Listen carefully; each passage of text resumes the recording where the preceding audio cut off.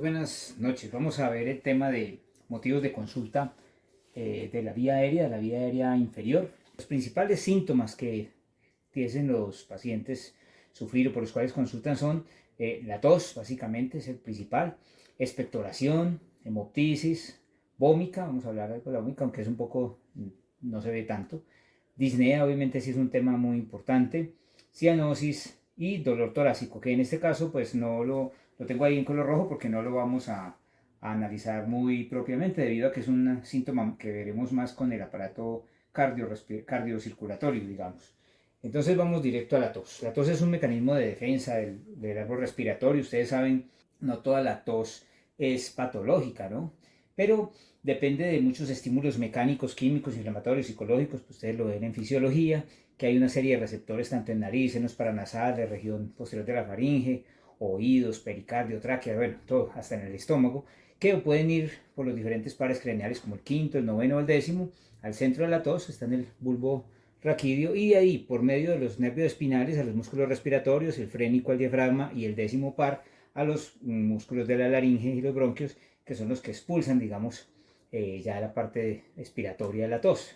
Hay tres fases de la tos, que es la inspiratoria, antes de que tosa siempre, pues obviamente debe ingresar aire rápidamente.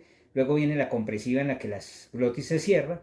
Y por último la expulsiva, que es la fase 3, en la que la glotis se abre abruptamente y entonces da esa sensación como de estallido y de expulsión del aire que está en la vía aérea superior.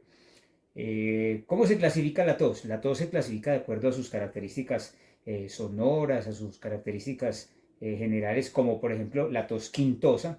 Tos quintosa es en forma de quintas, o sea, el paciente tose varias veces. Se dice que casi siempre dura unas 5 toses y después tiene un componente inspiratorio que va con un estridor.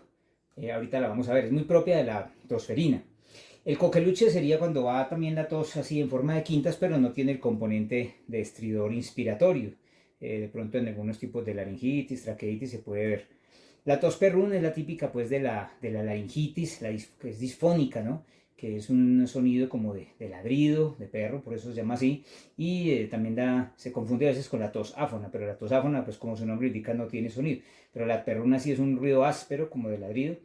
Una tos bitonal es aquella que produce una parálisis de una cuerda bucal, entonces se oyen como dos tonos. Si la tos no suena con un solo timbre, sino que suena como dos timbres a la vez, dos tonos diferentes, es muy propia de esa parálisis de la cuerda vocal. La tos áfona, que les decía, que es aquella que ya no tiene sonido, ¿sí? Como tal, es una tos ya que sin ningún tipo de sonido especial. Casi siempre es cuando haya habido laringectomías, cuando tienen traqueostomías. La tos emetizante es aquella tos que genera emesis, obviamente. Entonces, hay mucha tos que a veces el mecanismo de reflejo tusivo se acompaña del reflejo emetizante también. En los niños es a veces frecuente esto. La tos también se puede clasificar como aguda y crónica. Aguda cuando tiene menos de 3 semanas y crónica ya cuando tiene más de 3, 4 semanas. La tos seca, aquella que no produce secreciones al generarse, y en cambio hay una tos húmeda que se oye cuando se produce movilidad de secreciones y puede ser productiva. Esas secreciones pueden expectorarse y en ese caso sería una tos productiva. Las diferentes causas de tos, entonces aquí por ejemplo tenemos una lista en la que vemos causas cardiovasculares. Por ejemplo, las personas que tienen estenosis mitral, imagínense la válvula mitral cerrada, aumenta la presión retrógrada pues, en la circulación pulmonar. Entonces viene obviamente a veces la tos por esa congestión. Insuficiencia ventricular izquierda por el mismo mecanismo, hay un aumento de la fuerza retrógrada, la precarga ventricular izquierda se aumenta la congestión pulmonar. Causas respiratorias, pues son la mayoría, entonces hay causas desde arriba, desde la nariz, la rinitis, sinusitis y faringitis, porque producen secreciones que irritan toda la parte superior de la vía respiratoria. Las laringitis, traqueitis y bronquitis, o laringotraqueobronquitis, que son frecuentes en niños también, aunque obviamente cualquier tipo de persona puede sufrirlas, entonces generan tos por obviamente la irritación local. Carcinomas como pues, los cánceres como tal, el adenoma bronquial, neumonía, obviamente, infecciones ya, la neumonía es la infección ya del parénquima pulmonar o bronconeumonía cuando incluye también bronquios. Bronquiectasias, que son dilataciones anómalas dentro del árbol bronquial, y abscesos pulmonares, que son colecciones de pus, colecciones infecciosas. Afectaciones pleurales, ¿sí? Las pleuritis, las pleuresías, los derrames pleurales, la carcinomatosis pleural, todas esas otras enfermedades que pueden afectar la pleura también generan tos, casi siempre más de tipo seca. Y hay también causas mediastinales. Imagínense un tumor primario allí en el mediastino, un linfoma, por ejemplo, mediastinal, o de pronto los tumores de tiroides, o de pronto tumores de timo, bueno, todas esas cantidades de tumores que pueden salir en el mediastino, o tumores metastásicos de otros órganos que suelen llegar allí, de pronto de próstata, de estómago, de mama. Los bocios intratorácicos pueden generarla, y aneurismas del callado aórtico, que también irritan obviamente al vago y al frénico, y entonces pueden irritar las estructuras adyacentes y generar tos. Otras causas ya menos comunes de tos, la irritación subfrénica. Hay gente que tose pues, en forma excesiva, o produce también, se acompañan de hipo cuando tienen compromiso de irritación subdiafragmática, por ejemplo un absceso hepático o un absceso subdiafragmático postquirúrgico, un neumoperitoneo, cosas así. Procesos óticos, ¿sí? Porque hay receptores allí en el oído, entonces una otitis media podría generar también de acompañarse de tos.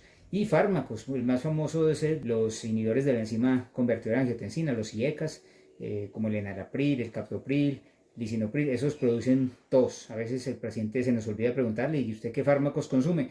Tomo enalapril. Entonces esa puede ser la causa de la tos seca crónica del paciente. Y ya hay otras toses que son de origen neurótico, ¿cierto? Nervioso, por estados de estrés, la gente a veces puede toser.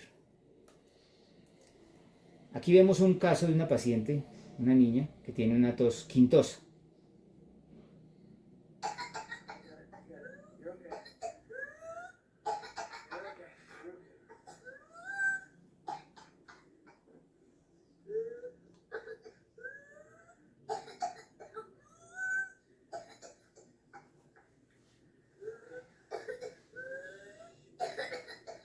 Como pueden oír, la niña tose varias veces, taque, taque, taque, taque, y después viene el componente de la inspiración, el estridor que oímos allí. Es muy típica de la tos ferina, ¿no?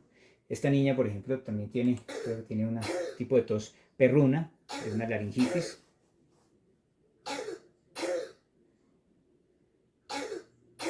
Esa es la típica tos perruna, que es como haga cuenta, como un ladrido, ¿no? Es muy típica de la laringitis. Y bueno, este niño no tiene, sí tenía tos, pero pues aquí lo que de pronto más llama la atención es que tiene una membrana en la parte posterior de la faringe que acompañaba esa tos y a esa odinofagia que manifestaba el niño, y esa cialorrea, que es muy típica de la difteria, ¿sí? El Corynebacterium diphtheriae, que produce también esas membranas allá en la faringe. La tos se puede presentar en diferentes momentos, y a eso nos ayuda a clasificarla y a hacer el diagnóstico más seguro. Por ejemplo, una tos que sea de tipo nocturno, el paciente se dice que tose más que todo en la noche, hay que pensar que puede ser de origen cardíaco, por aquello de que acostado de pronto hay aumento en la precarga del lado pulmonar. O una tos por asma, el paciente en las noches por el frío o por la alergia a los ácaros de su mismo colchón o a la lana de su cobija, puede hacer algún tipo de hiperreactividad bronquial. El reflujo gastroesofágico, los pacientes acostados tienden a hacer más fácil reflujo, vencen esa fuerza del esfínter esofágico inferior y se devuelven los alimentos en la noche, sobre todo cuando la gente come hasta muy tarde del día. Entonces se acuestan llenos y se les devuelve parte del alimento y les irrita la laringe, la glotis, entonces viene la tos nocturna. Y el goteo postnasal, en el caso de las sinusitis y rinitis crónicas, que a veces al acostarse generan irritación, se acumulan las secreciones en la parte posterior de la faringe o en la parte superior de la laringe. Hay tos que se genera durante el ejercicio, esa se llama el asma inducido por el ejercicio, es una de las causas, pero también podría ser problemas cardíacos. O durante la alimentación, cuando la gente está comiendo y le genera tos, pues lo primero que uno piensa es la broncoaspiración, está devolviendo la comida hacia la vía respiratoria, o tiene un divertículo de Zenker, por ejemplo, que son esos que se forman en la parte superior del esófago, o que tenga una fístula que esté comunicando esófago con tráquea. En el caso de los niños, que se presenten esas toses así durante la alimentación, siempre hay que descartar que no haya una malformación embriológica como esa de la fístula. Pacientes que tengan tos con cambios posturales, hay que pensar que tienen bronquiectasia. Acuérdense que esas son congestiones, son acúmulos de pus, son pequeños abscesos en los bronquios. Drenajes posturales también, cuando hay colecciones ahí internas, o derrame pleural que mueve líquido dentro del espacio pleural. Y cuando hay tos con determinados ambientes, por ejemplo, que estuvo en una finca o que estuvo en un zoológico, o que estuvo expuesto a determinados tipos de flores o vegetales, hay que pensar en los alergenos. Según los síntomas acompañantes, si el paciente tiene tos y al mismo tiempo tiene hemoptisis, o sea, expulsión de sangre con las secreciones bronquiales, entonces hay que pensar en tres cosas muy importantes. Pueden ser muchas más, pero las más importantes que voy a hacer énfasis es en el cáncer broncogénico, sea broncogénico, de laringe, de la vía aérea, en el tromboembolismo pulmonar, ¿sí? Que suele acompañarse mucho de taquicardia, dolor pleurítico y hemoptisis y disnea, obviamente, y en la TBC, que desafortunadamente ha vuelto a tener una alta prevalencia desde hace que empezó también la gran epidemia del HIV. Casi siempre pues se han reactivado muchos pacientes, o hay muchos casos ya de pacientes con tuberculosis nuevamente, inclusive resistentes a antibióticos. Lo otro es que si la tos lleva sibilancia, o sea, ese sonido de silbido en los bronquios, o sea, la tos que silba, dice la gente, pues hay que pensar en una broncoconstricción. Entonces, todos los que tengan hiperreactividad bronquial, asma, cuerpos extraños o compresión extrínseca de la vía aérea, tumores, por ejemplo, pueden producir esa tos con sibilancias. Y cuando la tos se asocia a vómica, que es una expulsión brusca de líquido dentro de una cavidad pues, anormal en el pulmón, hay que pensar obviamente en bronquiectasias o absceso pulmonar. Complicaciones. Si un paciente tose mucho, pues puede ser acompañado de emesis o puede a veces generar tanta fuerza y tanta fenómeno de Valsalva que disminuye el flujo sanguíneo cerebral y generar un síncope, o sea, una pérdida súbita de la conciencia. El neumotórax, cuando hay una tos muy intensa, puede generar ruptura en la parte más periférica del pulmón y hacer ruptura de alguna bula o de alguna pequeña dilatación de algún alvéolo y hacer neumotórax. El aire pasa a la cavidad pleural y el tórax, el pulmón, pierde por su retracción elástica, genera que pase aire al espacio pleural y se comprime a sí mismo, se retrae el pulmón y viene pues obviamente esa complicación que genera a veces la necesidad de una toracostomía. Las fracturas costales. Obviamente esto tendría que ser en pacientes casi siempre añosos o con una osteopenia muy marcada, una osteoporosis, o que tengan ya de pronto también otras enfermedades de base que hagan más propensos los huesos a fracturarse con la tos. ¿Qué hay que preguntar cuando un paciente tos? Hay que preguntar cuándo le apareció la tos, qué características tiene, como esas que acabamos de ver, qué otros concomitantes tiene la tos, o sea, si se ha acompañado de fiebre, de disnea, de expectoración, de vómica, qué otros medicamentos o cosas ha tomado, o con qué lo relaciona, exposiciones a algún alergeno, y qué fármacos está tomando, lo que decíamos ahora, les recuerdo el enalapril, pues que es tan usado todavía. Al examen físico, ¿qué vamos a tener en cuenta? Pues muy importante el examen general, pero el respiratorio, obviamente vamos a hacer un énfasis en hacer una muy buena auscultación, percusión, inspección, palpación, todos los elementos. Los paraclínicos que nos van a ayudar, básicos, pues son la radiografía de tórax todavía sigue siendo un gran elemento y pues está asequible en la mayoría de nuestros centros de salud y clínicas, hospitales. Debe siempre pedirse una plaquita, ojalá AP y lateral, ¿sí? Para poder ver si hay lesiones, pues y poderlas ubicar más o menos.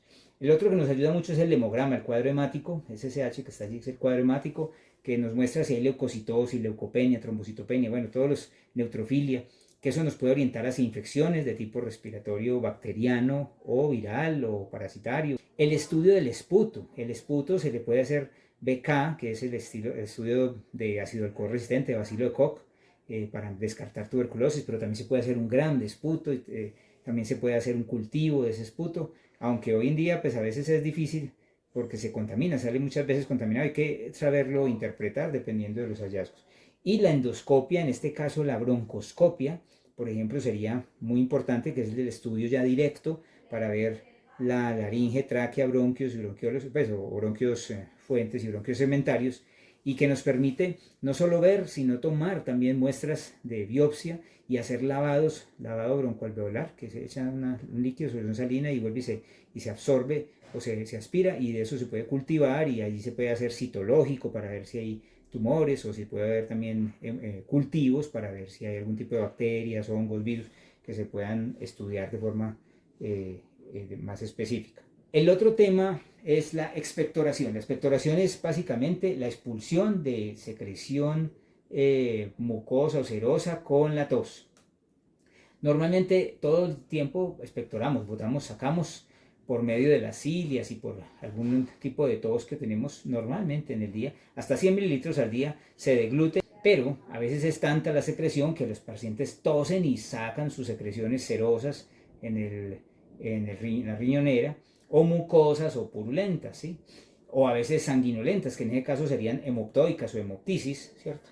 Y cuando esa expectoración es mayor a 400 cc en 24 horas, ya se llama de una broncorrea, se habla de una broncorrea, ¿sí? Esta secreción, cuando es serosa, pues nos indica más tipo inflamatorio o de pronto infecciones de tipo viral o por parásitos o por hongos. La que es mucosa indica más tipo también viral y en algunos casos alergias, ¿cierto? Que se van, por ejemplo, los pacientes que hacen crisis asmáticas a veces tienen secreción también mucosa. Ya purulenta, pues habla de infección severa, de pronto de bronquiectasias, de pronto de abscesos pulmonares. Y la sanguinolenta, pues nos habla, acordémonos, de las tres más importantes: el cáncer, la tuberculosis y el tromboembolismo pulmonar, y pues fuera de otras, ¿no? Alguien que tenga una displasia sanguínea, una mala coagulación, puede hacer hemoptisis también, o que tenga un trauma, ¿no? Los pacientes politraumatizados que han sufrido lesiones o un recién operado, bueno, pueden ser muchas las otras causas de hemoptisis. Hablando de la vómica es la expulsión de más de 300 cc por una erupción brusca de pus en los bronquios. Vómica es muy típico cuando hay un absceso hepático amibiano, por ejemplo, y que por su cercanía al diafragma logra perforar este diafragma y drenarse hacia un bronquio.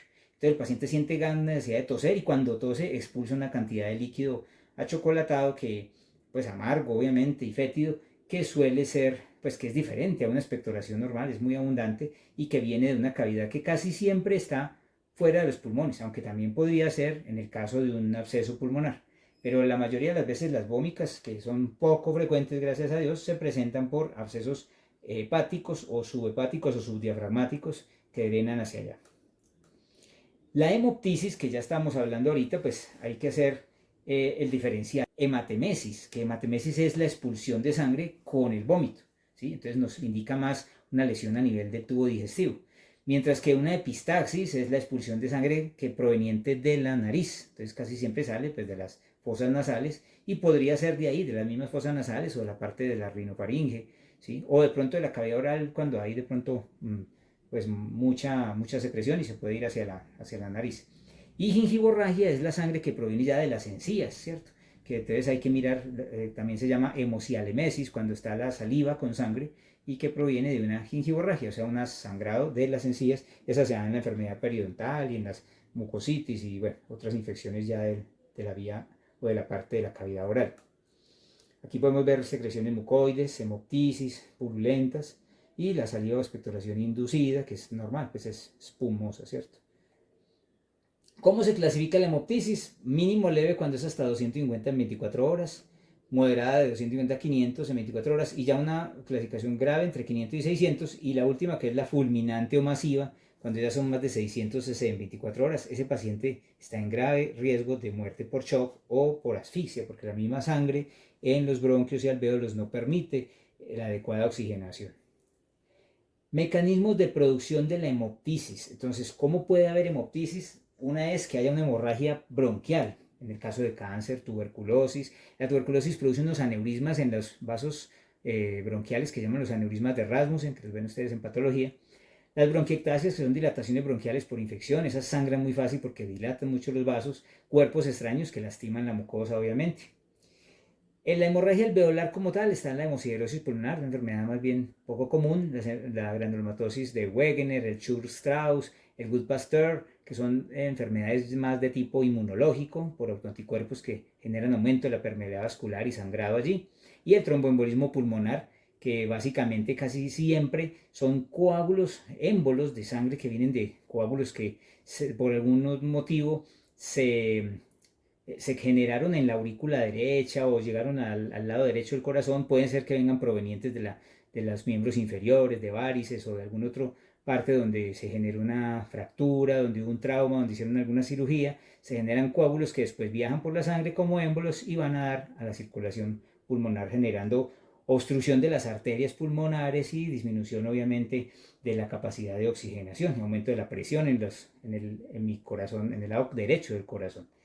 El trasudado alveolar Trasudado alveolar es cuando hay insuficiencia ventricular izquierda. Entonces, si el ventrículo izquierdo no logra bombear adecuadamente, queda sangre remanente, aumenta la presión en las cavidades izquierdas, aumenta esa presión y hace que todo el sistema de los capilares alveolares del lado que ya llevan la sangre oxigenada empiece a ser con mucha presión trasudado hacia los alvéolos y puede producir esa expectoración rosada que es típica del edema pulmonar. La gente con disnea, con mucho crépito y cuando empiezan a toser les sale una secreción que es rosada, como una saliva rosada, como hemoptoica, muy típica de la parte de trasudado alveolar por insuficiencia ventricular izquierda.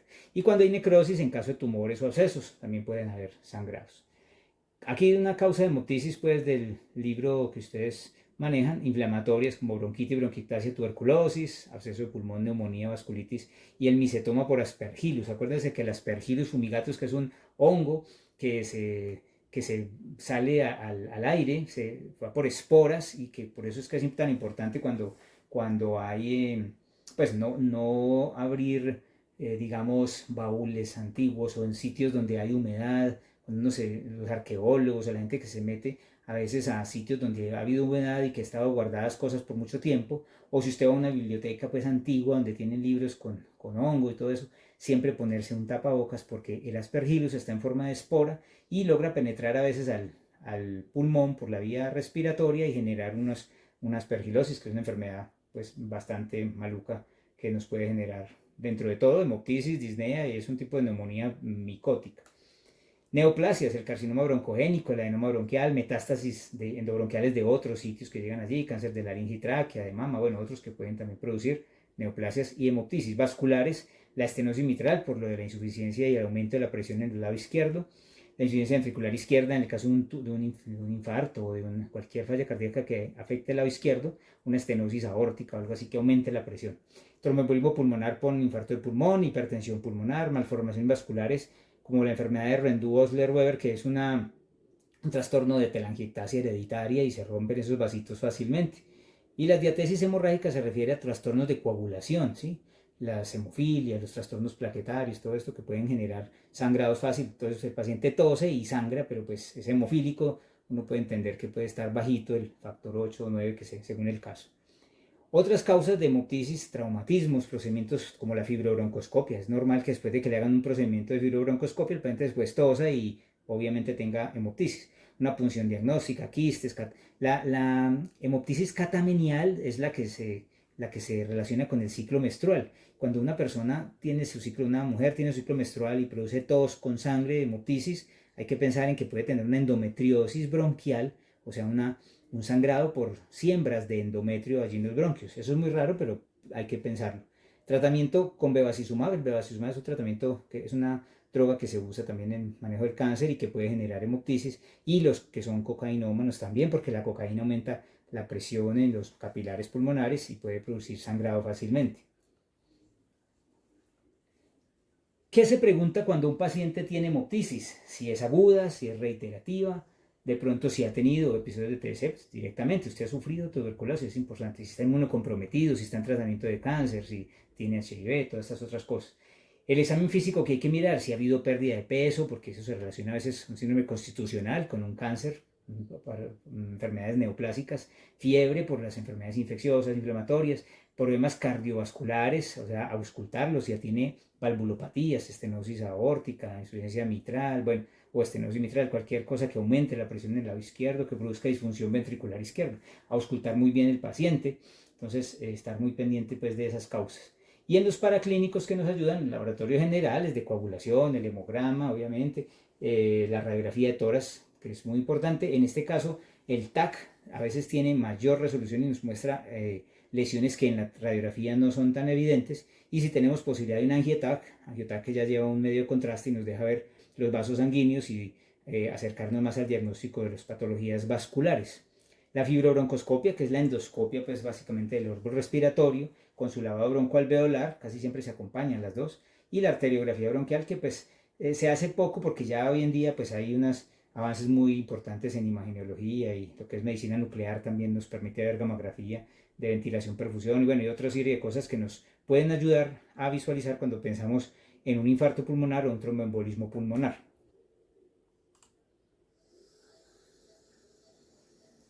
In this film, we perform a tour of the normal segmental anatomy of the bronchi by means of bronchoscopy on a healthy volunteer under local anesthesia.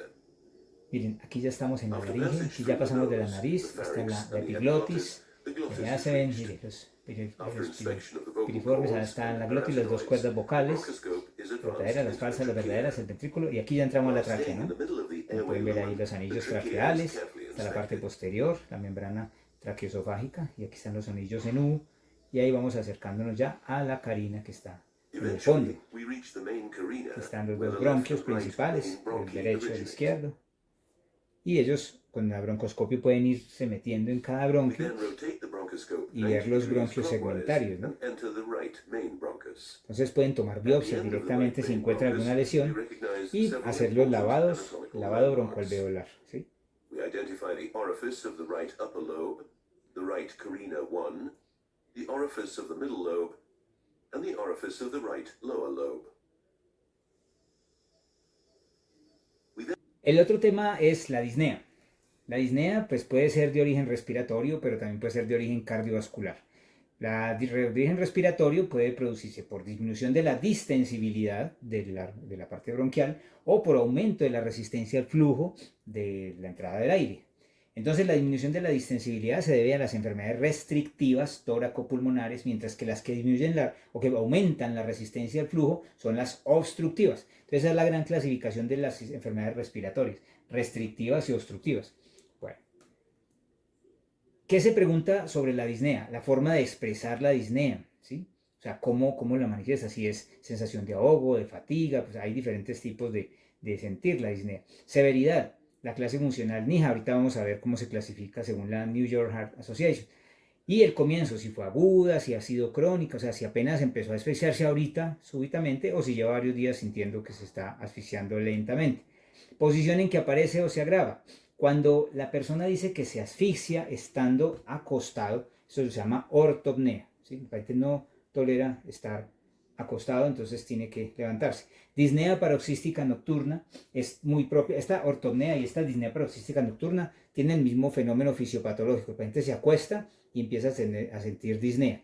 El que se acuesta y de una la siente es ortopnea. El que se acuesta y dura un tiempo bien, pero pasa las horas de la noche y le empieza el ataque de disnea, es porque al ponerse en posición horizontal en decúbito, aumenta esa cantidad de líquido remanente de los miembros inferiores cuando han estado con edemas, tienen algo de falla cardíaca, entonces se queda mucho remanente de líquido en la parte inferior del cuerpo. Y ya acostados viene todo ese líquido por las venas cavas y llega al pulmón, al lado derecho del corazón, y se va todo hacia el pulmón y se congestiona el pulmón en la noche, y por eso el paciente le toca levantarse. Entonces es muy típica estas dos de la falla cardíaca. Obviamente esta es más severa que esta, pero sería más o menos la misma. La trepopnea es esa disnea que se genera cuando se acuesta uno hacia un lado específico. Trepopnea izquierda o trepopnea derecha. Esto se relaciona mucho cuando hay un tumor o un derrame o una ausencia o una lesión que está comprometiendo alguno de los dos pulmones en específico. Obviamente la persona trata de mantener más libre el pulmón que tiene sano. Entonces si hay un derrame izquierdo, casi siempre la persona se acuesta hacia ese lado izquierdo para permitir que el pulmón derecho trabaje y lo ventile, casi siempre.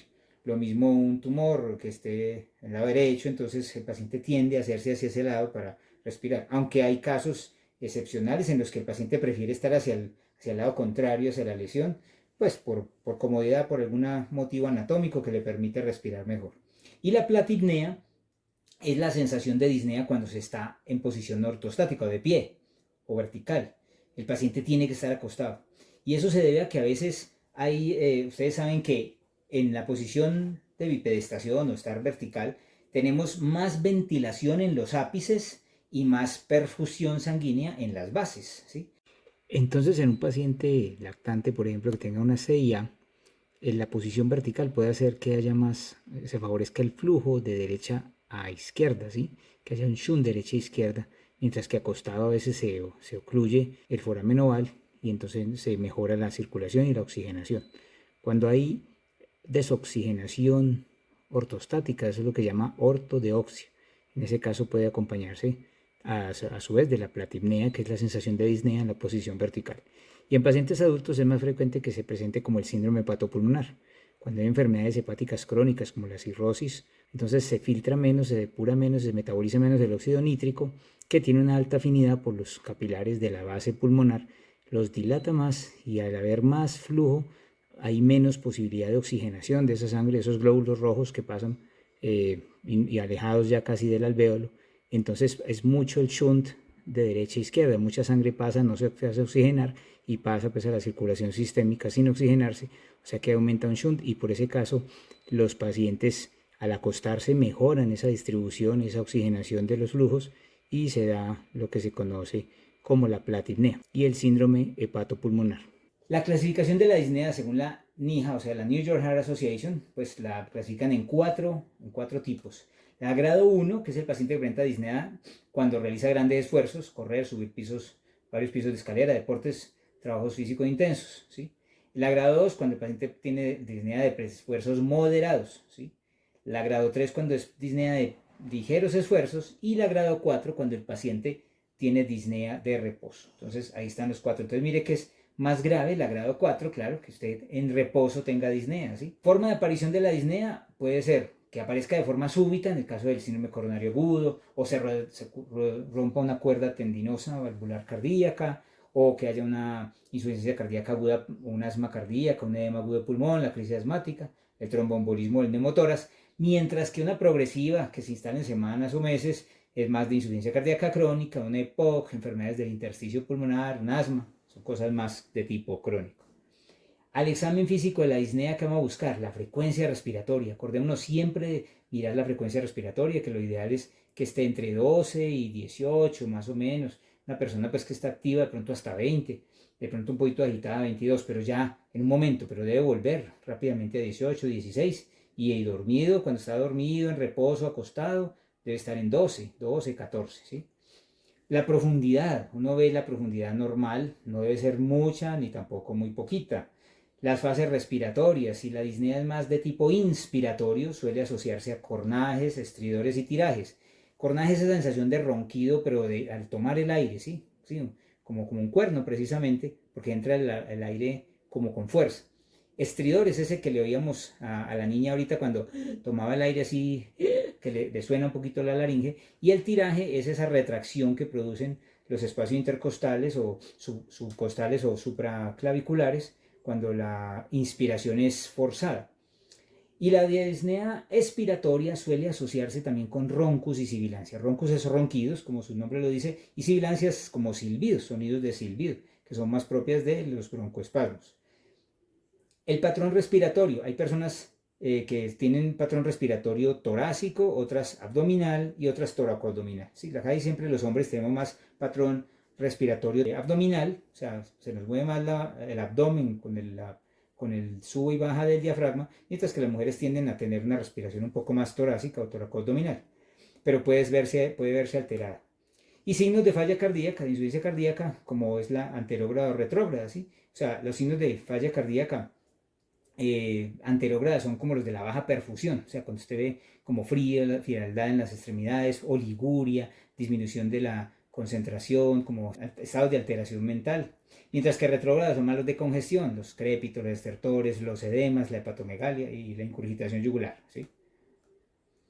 Los patrones respiratorios. ¿Cuáles son los patrones? Mire, lo normal es que sea un patrón torácico o costal y que la frecuencia vaya de 12 a 18.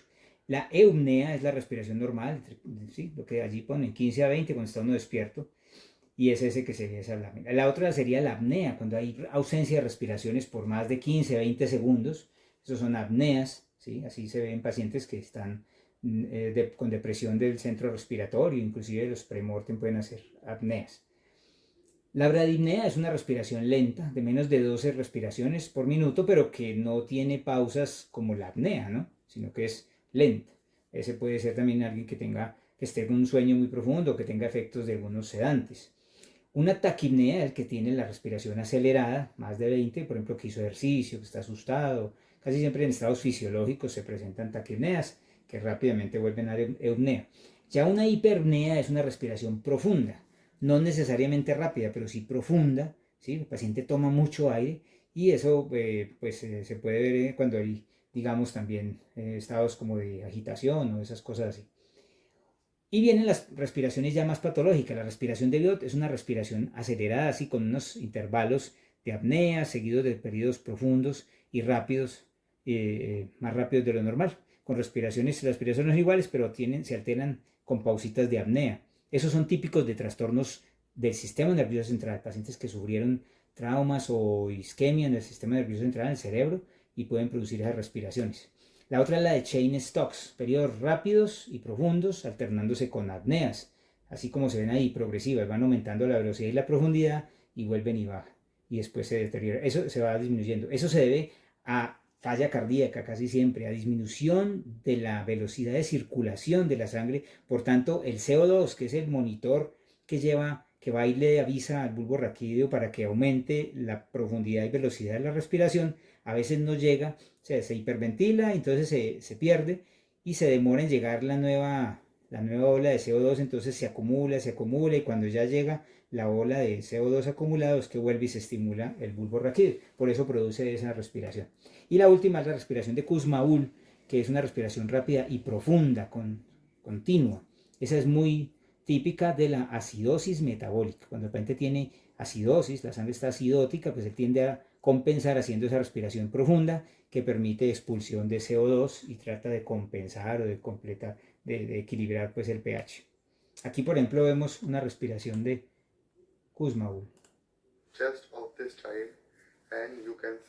Y también vemos las retracciones, ¿no? Los tirajes intercostales, subcostales, supraclaviculares, supraesternal, o sea, una síndrome de dificultad respiratoria con claros signos de dificultad inspiratoria, ¿no? Disnea inspiratoria y polipnea. Este niño, por ejemplo, tiene también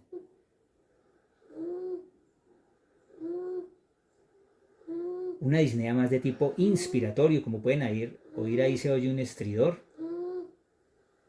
con la inspiración, ¿sí? Muy típico del croup. El croup es la laringotraqueobronquitis que les da a los bebés así lactantes. Este niño está más grave, ¿no? Tiene una dificultad respiratoria también en la que hay un gran tiraje, se llama tiraje universal, cuando hay tiraje subcostal, intercostal, supraesternal, y obviamente ya hay alteración del estado de conciencia. Miren la polipnea tan marcada. O sea, este niño yo no sé por qué no lo tienen ya con oxígeno suplementario, pues ya debería estar, obviamente, al menos con suplementario y de pronto ya está intubado. Bueno, esta es la de Biot. Es la respiración que mantiene alguna ritmicidad, pero interrumpida por periodos de apnea.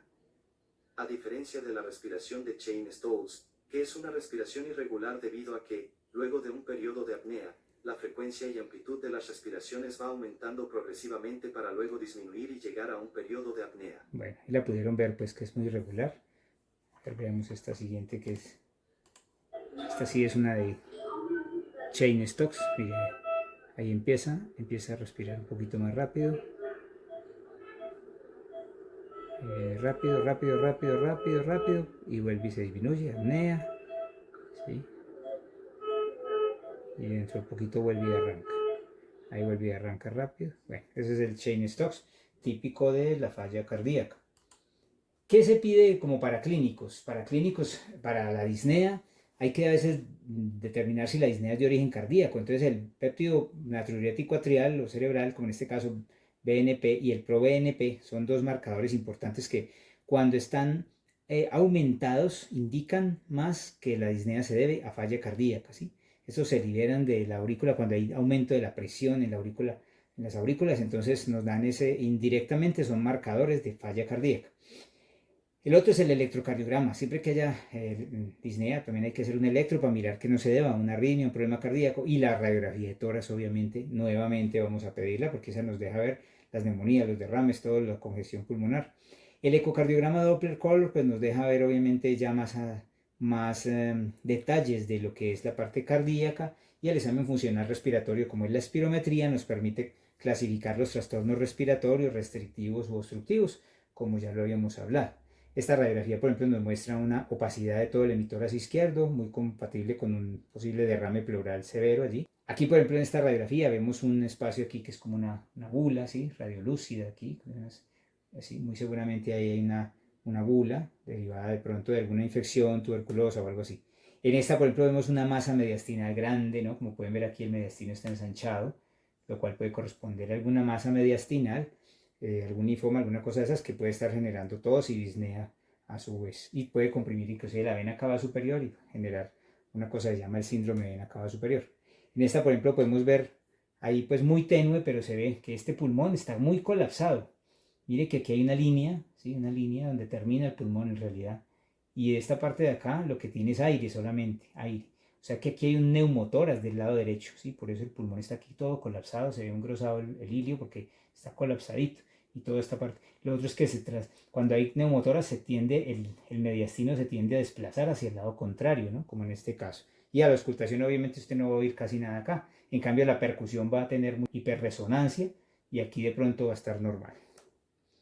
El examen del ecocardiograma que nos permite pues ver cómo se explora el corazón. Y el tema final es cianosis. La cianosis es cuando la cantidad de desoxihemoglobina supera los 5 gramos por decilitro. O sea, hemoglobina no oxigenada, trastorno del transporte del oxígeno. Ahí se pueden ver las manos, se ven moradas. Ese es el color cianógeno, de cianosis. Tiene que ver mucho con la curva de disociación de la hemoglobina. Acordémonos que se visualiza mucho en piel, mucosa delgada y vascularizada, en los labios, en los dedos, en las mucosas. Pues la vitropresión, no puede presionar precisamente si con un vidrio, una cosa transparente, y se va a ver, va a permanecer oscura o cianótica la lesión. Y asociada a poliglobulia, casi siempre cuando hay hipoxemia, que es cuando se da la desoxihemoglobina, entonces eso estimula mayor producción de glóbulos rojos y por eso a veces se asocia a poliglobulia. También se asocia a acropaquia, que es esa dilatación de la parte distal de los pulpejos de los dedos.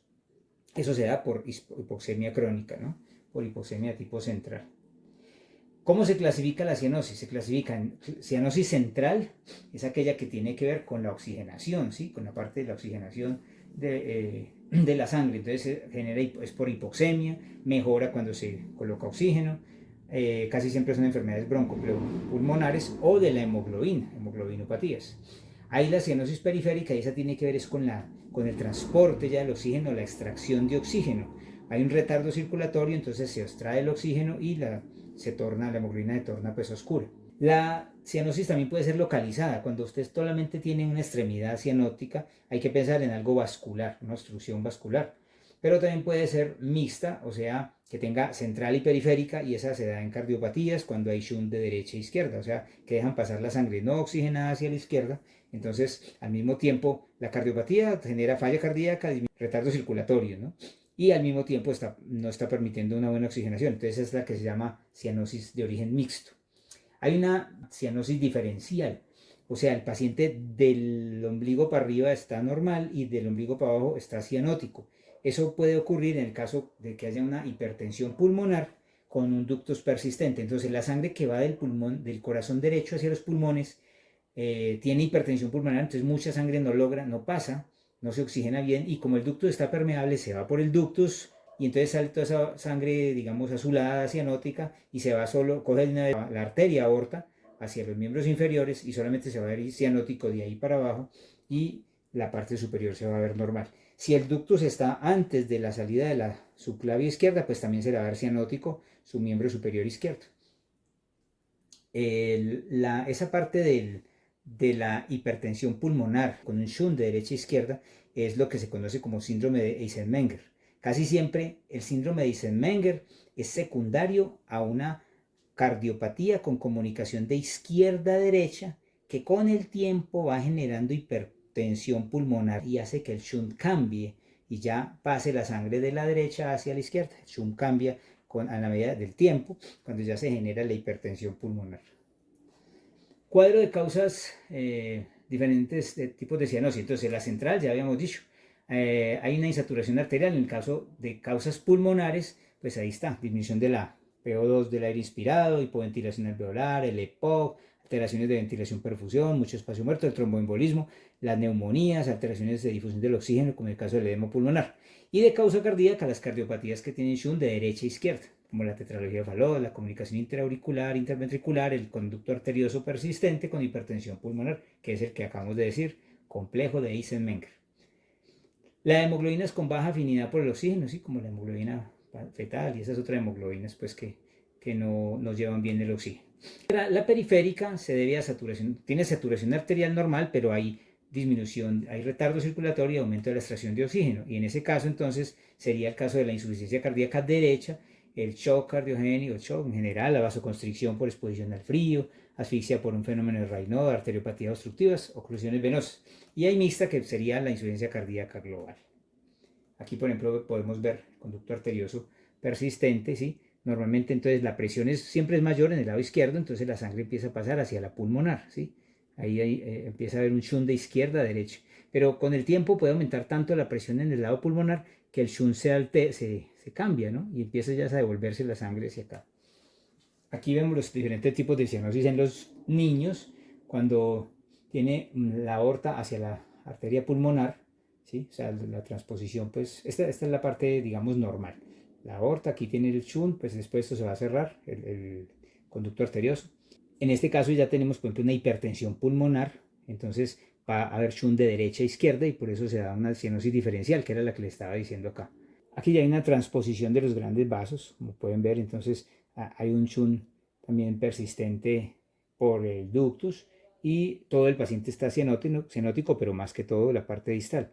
Y en aquella, por ejemplo, ya se ve una anatomía de alteración de los grandes vasos con cianosis generalizada, porque este ya es incompatible con la vida, porque pues toda la sangre está yéndose sin oxigenar. Aquí podemos ver los cianosis en los labios, cianosis distales en los pies de un paciente adulto y las acropaquias y la cianosis distal en los dedos. ¿Qué se debe preguntar? Enfermedades bronquiopulmonares que padezca, si padece enfermedades cardíacas, si ha tenido enfermedades vasculares localizadas o si se ha tomado nitratos, si de alguna forma que esté tomando algunos medicamentos nitratados, como lisosorbida, esas cosas así. Complementarios, ¿qué se puede pedir? Se pide una radiografía de tórax, el hemograma, el electrocardiograma para mirar la parte cardíaca, una electroforesis de hemoglobina para ver si hay alteraciones de hemoglobinopatías, el ecocardiograma para mirar esas cardiopatías probables, el ecodoppler vascular para ver si hay obstrucciones o trastornos venosos o arteriales y los gases arteriales para ver cómo está la oxigenación y el pH. Hay que diferenciar la cianosis de la argiria. La argiria es una coloración así grisácea o como violácea de la piel derivada del consumo de plata coloidal. Hubo un tiempo en el que había unos jarabes con base en plata coloidal que servían para la tos y cosas de esas. Y este caso fue muy conocido en Estados Unidos, un señor que todos los días tomaba esos jarabes y pues se puso así azul antes de su muerte. Este es el Doppler, miembros inferiores, y estos son casos de cianosis, como en el caso del fenómeno de Raynaud, que es una cianosis localizada por vasoconstricción periférica.